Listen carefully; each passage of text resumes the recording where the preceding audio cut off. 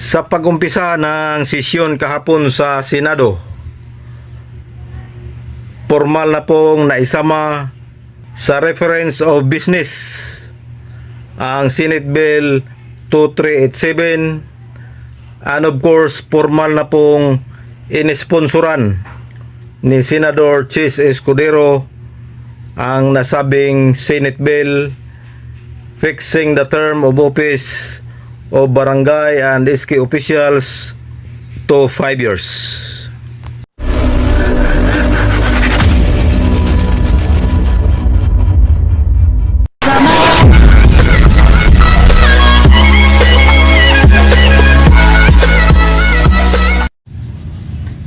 Hello, good morning mga kapobre. Welcome back sa ating munting channel, Cap John Official. Araw ng Miyerkules ngayon at pizza 26 na sa buwan ng Agosto. So nasa huling linggo na tayo ng Agosto mga kapobre.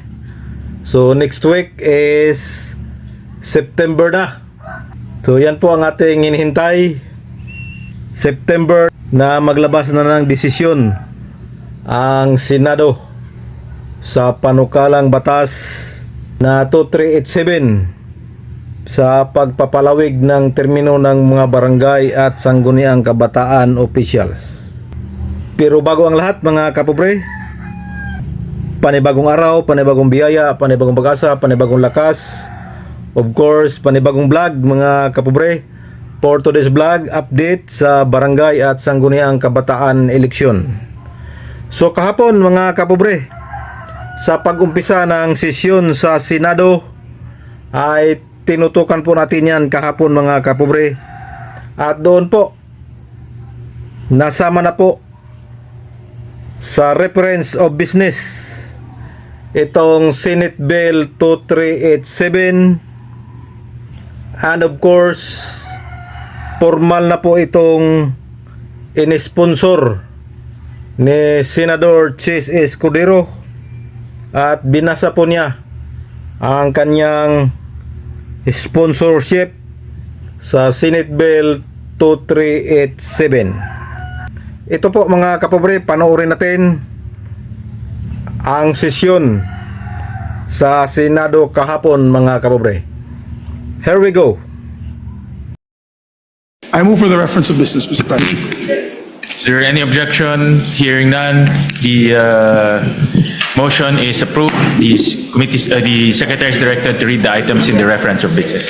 Reference to business committee reports. Committee report 77 jointly by the Committees on Local Government upon the recommendation of the Subcommittee on Fixing of the Terms of Office of Barangay Officials and Sangguniang Kabataan Members, and Finance on Senate number 2387, introduced by Senator Escudero.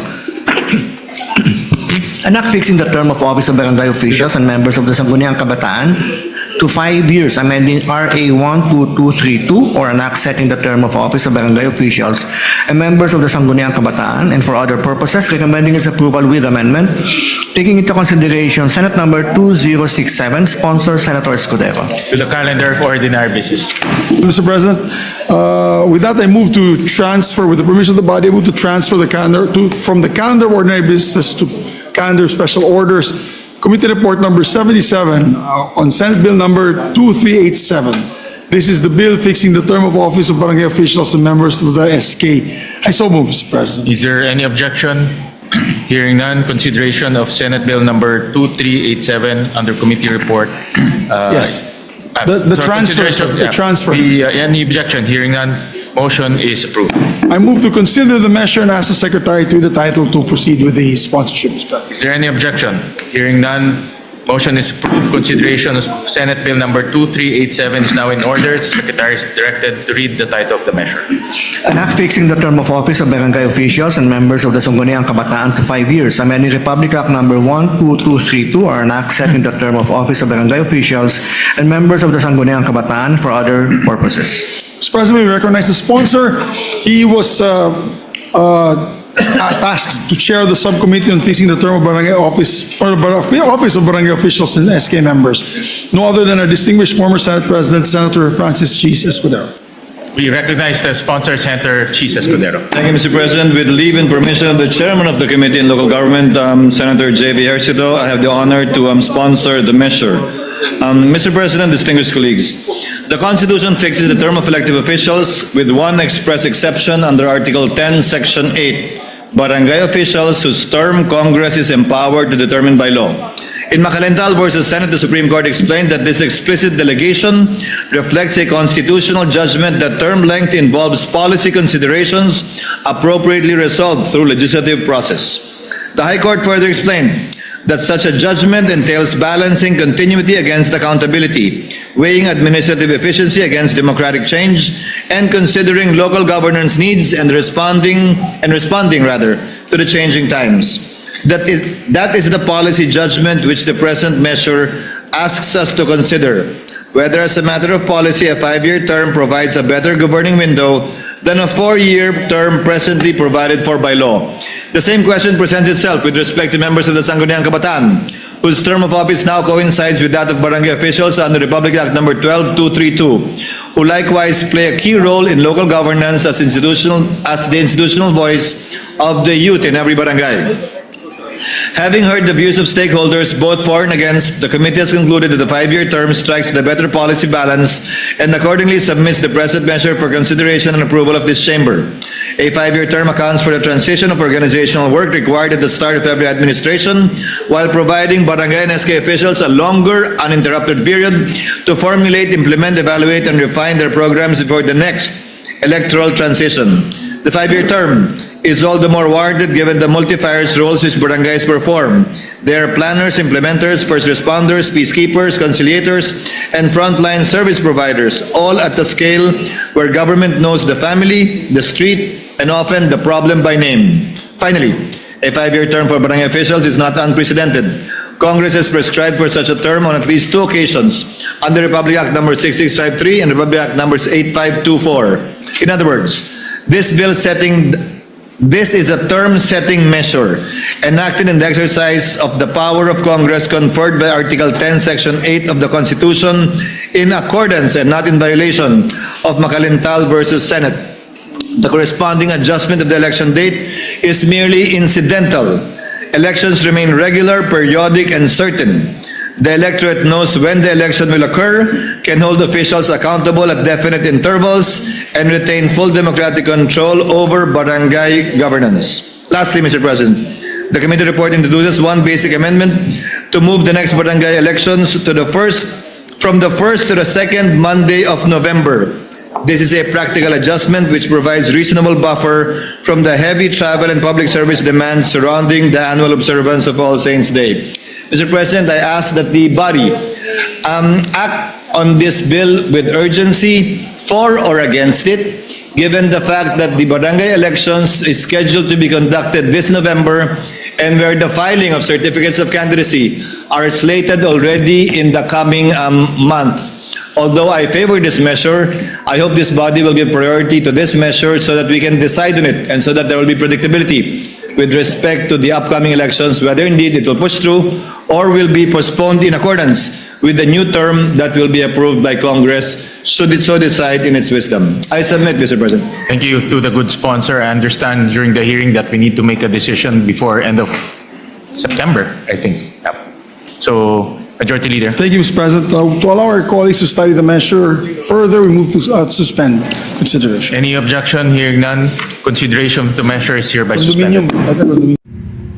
So yan po, formal na pong inesponsoran ni Senador Chis Escudero ang Senate Bill 2387 or an act of fixing the term to 5 years of barangay officials and Sangguniang Kabataan officials.